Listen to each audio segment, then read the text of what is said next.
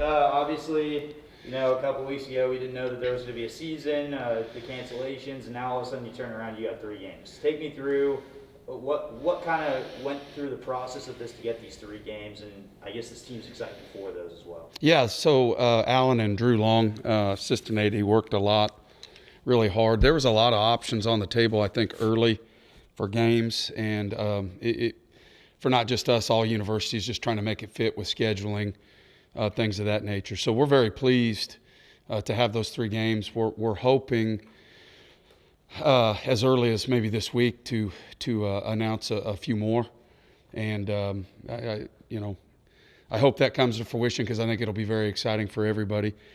But it just took Alan and Drew getting on the phone and calling and trying to hash out details, and I think there's a lot of things contractually right now between universities trying to make that work. So, again, to be able to play in-state at UTEP, I think is huge for our program. Obviously, the following week to go to Army is just that'll be an experience of a lifetime for our players, for our coaching staff.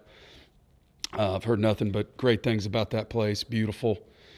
And then to follow it up with West Texas A&M, who's a former Lone Star opponent. Again, the proximity, there's just a lot of positives for that, for our fans, for them, for their fans. So very excited so far.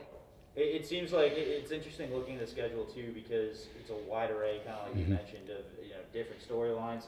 Let's talk about Army real quick, because that's obviously probably the biggest name out of that group. Yeah. To be able to schedule, to go to West Point, to have that opportunity, kind of like you mentioned, that it's a unique opportunity. What do you want your players to get out of that experience specifically with Army?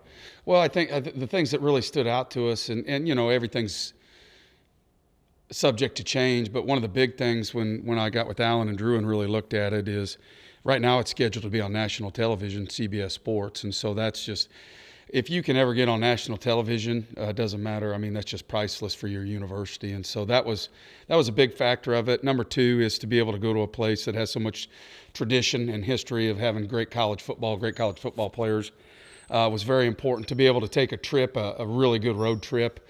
It was exciting for our student athletes, and I know Alan and Dr. Schubert really wanted our people to experience that. So, like I said, I've never been there, but it's supposed to be very exciting. The details in which, hey, Coach, how's it going? Joe, you want to come up here with me? The details, of course, with what you guys are looking for now for scheduling additional games. I mean, is there anything you can kind of tell us about what you guys are doing currently for those games that you mentioned you might announce? No, because I don't know all the details yet. But I mean, it's literally scrambling, trying to find games. I think we had some games, and then it fell off. Then grabbed some other games, and those have fallen off. But talking to Alan, and hopefully by the end of Friday, we might know some stuff. How important is it for your program and then also just the guys on your team to be able to play football? Yeah, it's very important.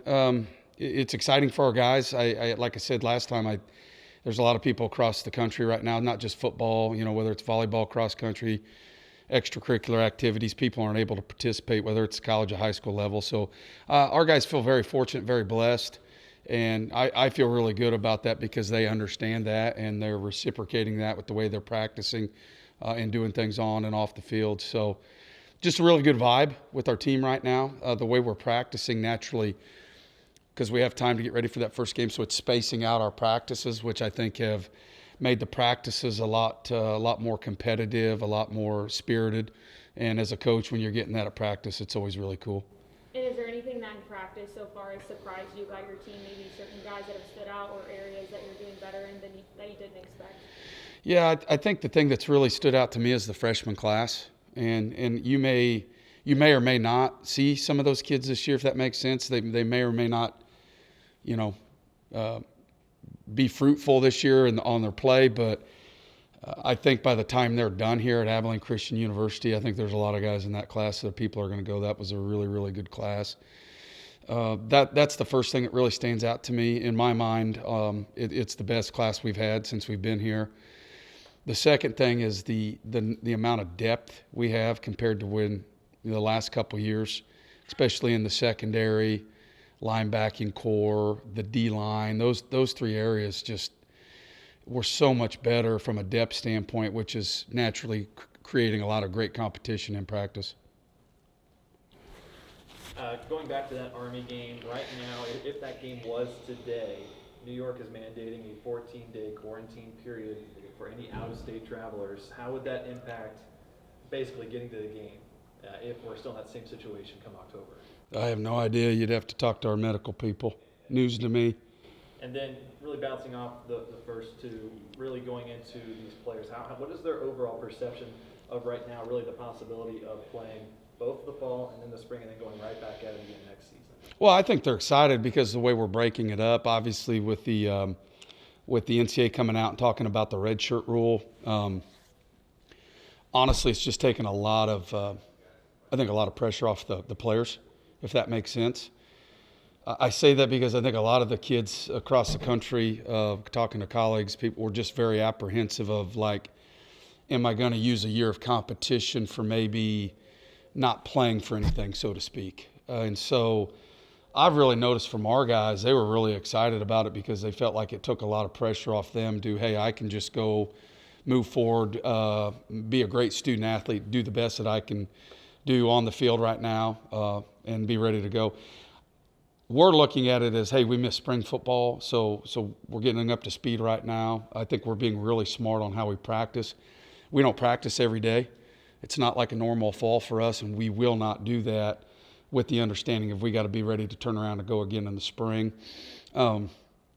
As you know, I mean, I still think there's a lot of